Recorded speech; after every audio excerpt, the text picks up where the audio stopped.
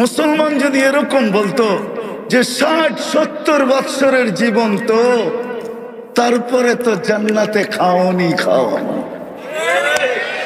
60-70 বৎসরের জীবন, তো তারপরে তো জান্নাতে মজাই মজা। কিন্তু না, আমি বুঝতে পারলাম না, বুঝাইতে পারলাম। আমার যুবকের তো জান্নাতের কোনো ধারণাই নাই। ওরা তো ভাবে 14 তারিখ কি জান্নাতে হবে, এই জন্য দুনিয়ায় আশা মিটায় নিতেছে। কিন্তু ওরা জানে না 14 তারিখে জান্নাতে ঘন্টায় ঘন্টায় 14 তারিখ হবে, ঘন্টায় ঘন্টায়। কি?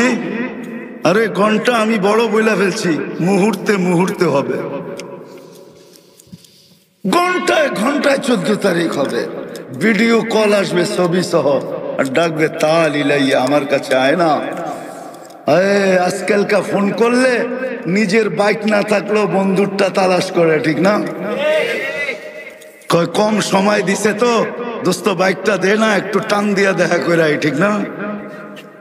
কি মাথা মানায় নিচে করে ফেলছে সব যুবকরা, ঠিক না? রাগ হয়ে গেল? রাগ হয় না, জান্নাতে রাখা আছে। ঘন্টায় ঘন্টায় সুপার বাইকও রাখা আছে, লাহু আজনিহাতান, 2টা ডানা আছে, মিন ইয়াকুতাতিন হামরা। পেট্রোল ভরতে হবে না, কোনো সমস্যা নাই। ইয়ারকাবুর রাকিব ওয়া ইউসিরু হাইসু ইয়াশা, যেখানে মনে যাবে চোখের পলকে উড়া চলে যাবে। আল্লাহ বানায় রেখা দিছে। হ্যাঁ, দুনিয়াগুলার তো মেসেজ দেয় 20 জন রে লয়া দাঁড়ায় থাকে একজন, 19 জনই ছেক্কা, ঠিক না? মেসেজ দিছে ফুলের, দাঁড়ায় লইছে জুতা লয়া, ঠিক না?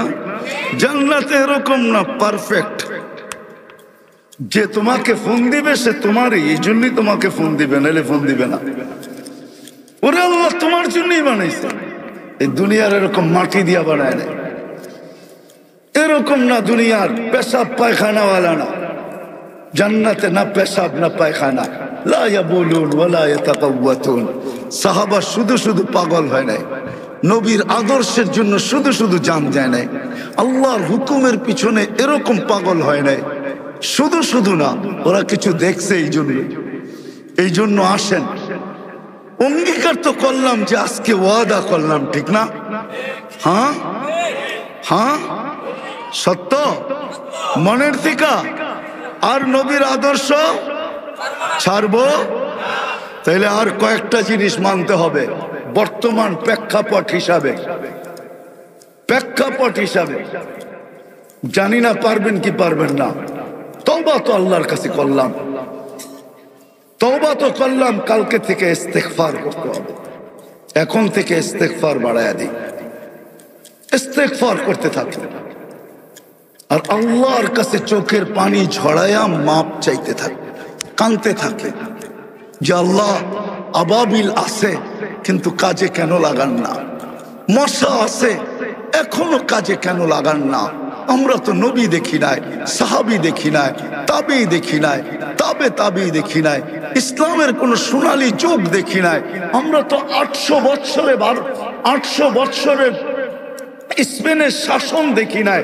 আমরা তো 600 বৎসরের ভারত মহাদেশে মুসলমানদের শাসন দেখি নাই।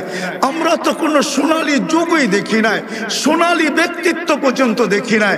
ও মালিক, আল্লাহর কাছে কাঁদতে থাকেন আর বলতে থাকেন যে আল্লাহ আবাবিল আছে, কাজে লাগান না কেন? মশা আছে, কাজে লাগান না কেন? আপনি ডিফেন্স আছে, কাজে লাগান না কেন? আমরা কিন্তু তওবা করলাম। কি ইস্তেগফার করবেন? হ্যাঁ হ্যাঁ, আর দোয়া করবেন। আর সর্বশেষ কথা, আজকের থেকে মেরে দোস্ত সবাই পায়ে হাত দিয়া আসেন, আল্লাহর পায়ে ফিরে আসেন, যেটাকে নামাজ বলে।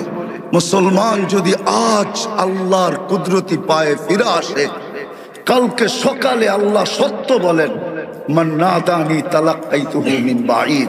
আমাকে ডাকতে দেরি, আমি হাতছানি দিয়ে বুকে জড়ায় নিতে দেরি করি না।